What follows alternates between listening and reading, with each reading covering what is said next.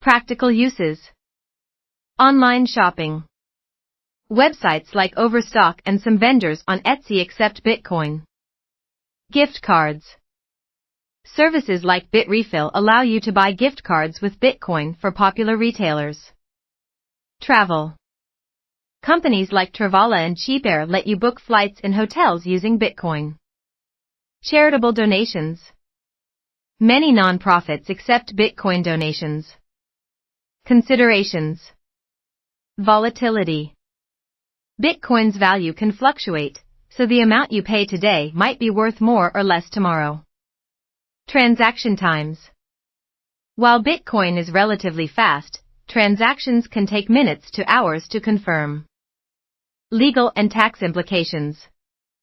Be aware of the laws in your country regarding cryptocurrency transactions.